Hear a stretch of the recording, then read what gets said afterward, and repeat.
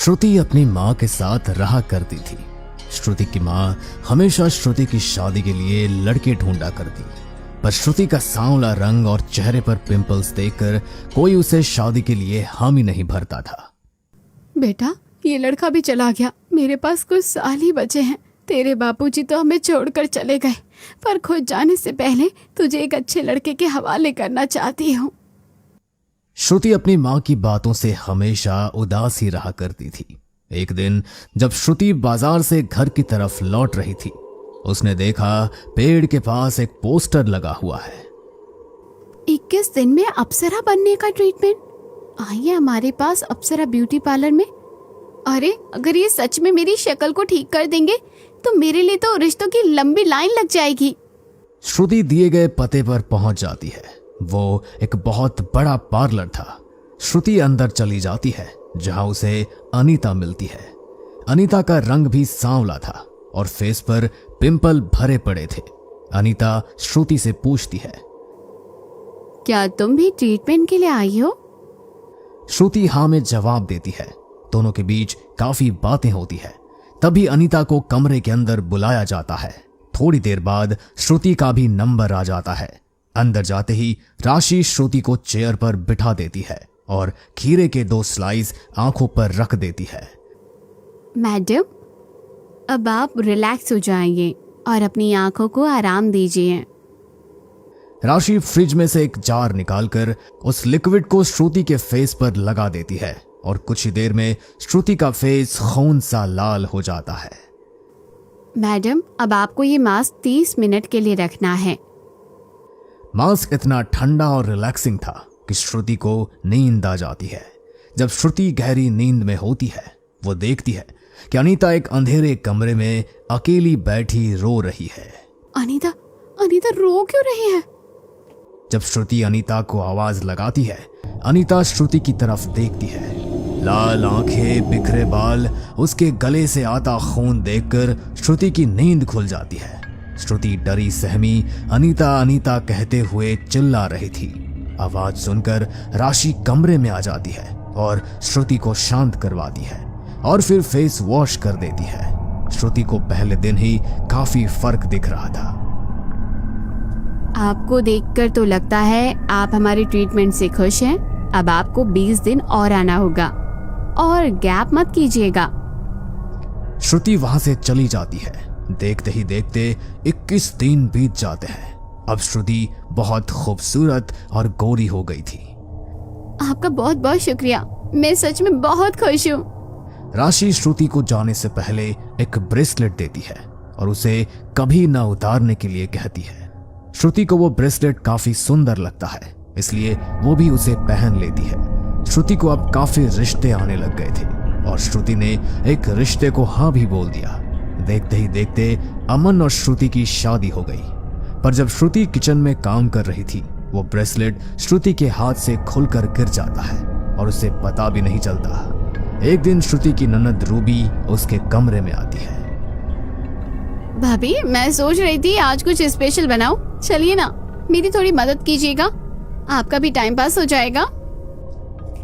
श्रुति Ruby के साथ चली जाती है और उसकी मदद करने लगती है। रूबी कढ़ाई गैस पर रखती है और श्रुति को प्याज काटने के लिए दे देती है। श्रुति प्याज काट ही रही होती है कि उसे अनीता की आवाज अपने कानों में सुनाई देती है। श्रुति, खुश हो?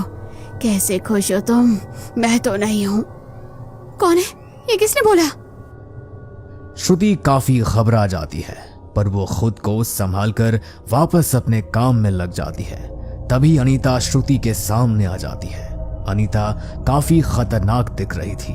उसकी आंखें बिल्कुल खून सी लाल हो चुकी थी। अनीता श्रुति के अंदर समा जाती है और जोर जोर से हंसने लगती है। श्रुति अपने होश में नहीं थी। उसने किचन के सारे बर्तन इधर उधर फेंक दिए। आवाज सुनकर रूबी वहां आ जाती है। भाभी, ये आप क्या कर रही हो? श्रुति रूबी को देखकर एक चाकू उठा लेती है और रूबी को मारने लगती है। दोनों के बीच हाथापाई हो जाती है। काफी संघर्ष करने के बाद भी रूबी खुद को बचा नहीं पाती और श्रुति रूबी के कंधे और हाथ में चाकू से हमला कर देती है। रूबी अपनी जान बचाकर घर के बाहर भागती है और अमन को कॉल करके सब बता देती है। अमन जल्दी से घर आता है और पहले रूबी की मलहम पट्टी करता है। अंदर से श्रुति अभी तक कभी रो रही थी तो कभी जोरों से चिल्ला रही थी। अमन जब श्रुति को देखने किचन को जाता है, श्रुति भागते हुए अमन को मारने आती है। अमन समझ चुका था कि ये कोई भूत प्रेत का मामला है। अमन बिना समय गवाए अपने जान पहचान के बाबा को घर बुला लेता है।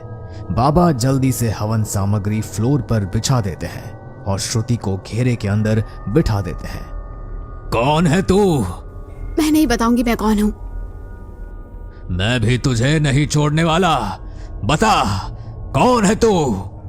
बाबा आग से भस्म हाथ में लेकर कुछ मंत्र पढ़ते हुए श्रुति की तरफ उड़ाते हैं और श्रुति दर्द से छटपटाने लगती है और सब बता देती है।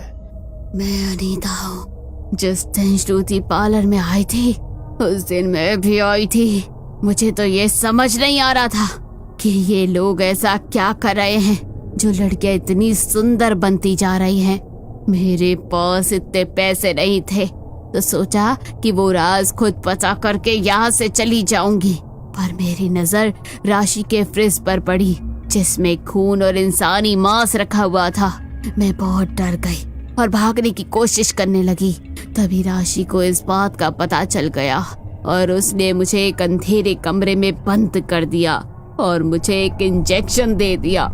उसने मेरे ऊपर काला जादू शुरू कर दिया और 1 घंटे में ही मुझे मार डाला। मैं कुछ नहीं कर पाई और उसने मेरा खून एक बर्तन में स्टोर कर लिया।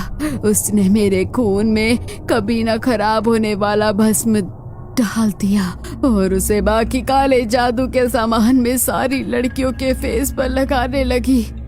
जिन जिन ने मेरे खून को लगाया मैं उसके साथ कुछ भी कर सकती हूँ, इसलिए उसने सबको एक रक्षा ब्रेसलेट पहना दिया था। पर अब श्रुति का ब्रेसलेट टूट चुका था।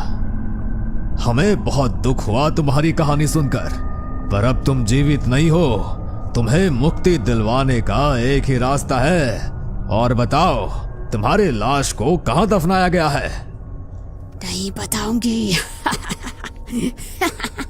बाबा एक छड़ी से उसे मारने लगते हैं और साथ ही साथ मंत्रों का जाप कर रहे होते हैं। बहुत तंत्र मंत्र करने के बाद बाबा अमन को बताते हैं, इसकी लाश उसी अप्सरा ब्यूटी पार्लर के पीछे दफनाई गई है। उसके ऊपर एक तुलसी का पौधा लगा हुआ है। जाओ और उसके लाश को जला दो।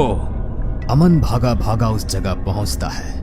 दूसरी तरफ वो चुड़ैल श्रुति को बार बार मारने की कोशिश कर रही होती है और घेरे से बाहर जाने का प्रयास करती है। अमन ने जल्दी से तुलसी के पौधे को साइड रखा और खोदना शुरू किया। तब तक चुड़ैल ने बाबा को घायल करके उड़ते हुए वहां आ जाती है। चुड़ैल श्रुति का शरीर छोड़कर अमन को मारने की कोशिश करती है। तभी अमन श्रुति की तरफ माचिस फेंकता है और श्रुति जल्दी से आग लगा देती है और चुड़ैल हमेशा हमेशा के लिए मुक्त हो जाती है।